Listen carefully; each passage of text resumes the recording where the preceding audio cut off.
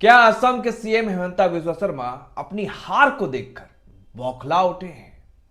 ऐसा क्यों कह रहा हूं, पहले ये वीडियो देखिए, उसके बाद आप अंदाजा लगाइए। आपकी लैंग्वेज, सीएम हिमंता बिस्वा शर्मा की लैंग्वेज अनपार्लियामेंट्री हुई क्योंकि आपने पेल दूंगा ये सब चीजें कही। मेरा लैंग्वेज लालन टॉप से हमेशा अच्छा होता नहीं सर, लल्लन टॉप की लैंग्वेज को, लल्लन टॉप को आपसे सर्टिफिकेट नहीं चाहिए सर। है। नहीं सर, नहीं सर, अभी आपसे सर्टिफिकेट नहीं मैं तो सर सवाल पूछ रहा हूं। तो क्यों आप सवाल पूछते हैं? आप मुझे से अपॉइंटमेंट लिया नहीं? आप ऐसा मत करो। मैं आपको कोई प्रेस वार्ता में बुलाया नहीं हूँ। आप क्यों मुझे क्वेश्चन पूछे? मैं आपसे बात करना नहीं चाहता हूँ। ललन टॉप के पत्रकार ने जब उससे सवाल पूछा कि आखिर क्या वजह है कि आप अनपार्लियामेंट्री शब्दों का इस्तेमाल कर रहे हैं, मतलब कि आप गाली गलौज पे उतर आए हैं, क्योंकि राजनीति में ऐसा कहा जाता है कि मतभेद होता है, मनभेद नहीं।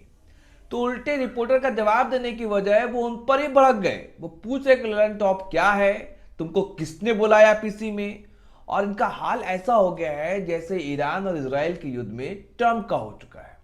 तो मतलब ये कहा जा रहा है हेमंता के बारे में कि हेमंता अपनी मानसिक संतुलन को खो बैठे। इसके पीछे की वजह क्या है? वजह यह है कि कांग्रेस के नेता पवन खेड़ा ने एक बड़ा और सनसनीखेज आरोप लगाया कि भाई हेमंता के की पत्नी के पास जो है वो 3 पासपोर्ट है, वो भी 2 इस्लामिक कंट्री का। इनकी पत्नी, इनके बेटे का बिजनेस जो है दुबई जैसी कंट्री में है, जो इस्लामिक कंट्री में है। असम में तो ये हिंदू मुसलमान करते हैं, मियाँ मुसलमान करते हैं और तरह तरह की बातें करते हैं, दिन रात नफरत परोसते हैं। लेकिन इनकी पत्नी के पासपोर्ट 2 इस्लामिक मुल्क की, और तो और बिजनेस कहाँ? मुस्लिम देश में। तो इस पर आप सवाल खड़े हो गए। इससे इतना खींच खाए हेमंता बिस्वा शर्मा कि आप शब्द पे उतर आए, गाली गलौज करने लगे। और क्या कहा उन्होंने? पवन खेड़ा को मैं पेलूंगा, पवन खेड़ा का मैं पेड़ा बना दूंगा। और क्या, ऐसे गली मोहल्ले के जो गुंडे होते हैं वो कह रहे हैं कि पवन खेड़ा को तो मैं क्या करूंगा, पवन खेड़ा को वो गांडू जैसे शब्दों का इस्तेमाल करते हैं, जो कि मैं कहना नहीं चाहता था, लेकिन मैं इसलिए कह रहा हूं क्योंकि ये इन्होंने कहा। तो पवन खेड़ा एक गंडू आदमी है। तो इसका दिमाग में था कि असम में बुर्बक लोग रहते हैं, फालतू बात करेगा। और मेरा लगता है राहुल गांधी भी साथ है, वो जल्दी जल्दी जेल। तो पहले ये बीबीसी के पत्रकार पर भड़के, उनको बोला कि किसने बोला आपको इंटरव्यू, किसने बोला इंटरव्यू के लिए। और दूसरा ललन टॉप के पत्रकार पर। आज इलेक्शन खत्म हो चुका है, अब इलेक्शन समाप्त हो चुका है, बस रिजल्ट का भी इंतजार है। और आप यहां पे जो अहम चीज है, मैं क्यों कह रहा हूं कि क्या हार को देखकर वो बौखला उठे? पत्रकार पर तो वो भड़क ही रहे हैं। पत्रकारों का सवाल तो जो उनसे सवाल पूछ रहे हैं उनसे तो मतलब वो उलझ ही रहे हैं, क्योंकि इनको आदत हो गई है इंटरव्यू के नाम पर अपना पर्चा कराना। क्योंकि हमारा गोदी मीडिया क्या करता है? गोदी मीडिया तो बीजेपी के नेताओं से, बीजेपी के मुख्यमंत्री से तीखे सवाल पूछता नहीं है। उनको तो लॉलीपॉप जैसा सवाल दिया जाता है, हिंदू मुसलमान वाला सवाल पूछा जाता है, उल्टे विपक्ष से सवाल पूछा जाता है। ये गोदी मीडिया का काम है। तो ये कहां इनको रास आने वाली है तीखे सवाल। अब जो सबसे अहम और सबसे बड़ी चीज है समझना, ये है कि आखिर क्यों हेमंता इतना बौखलाए हुए, क्यों खींच खाए हुए?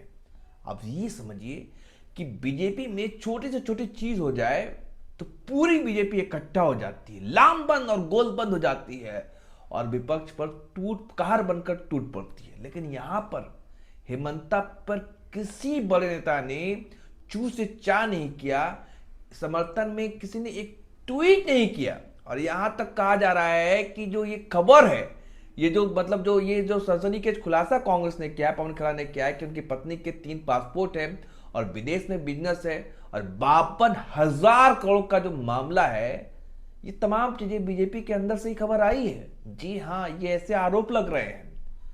और वहीं आपको एक वरिष्ठ पत्रकार है आदेश रावल, उन्होंने इस पर ट्वीट करते हुए लिखा है कि भाई साहब, क्यों आखिर कोई कुछ नहीं बोल रहा है?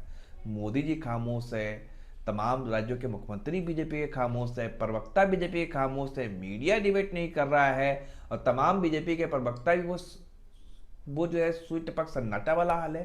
तो इसके पीछे की वजह ये समझ में आती है कि कुछ तो बात है। दूसरी बात यह है कि जो पवन खेड़ा ने आरोप लगाया कि 3 पासपोर्ट है, तो भाई सरकार सत्ता भारतीय जनता पार्टी की है। अगर इस आरोप में दम नहीं होता, इस आरोप में अगर सच्चाई नहीं होती, तो अब विदेश मंत्रालय, तमाम मंत्रालय, सरकार बीजेपी की है।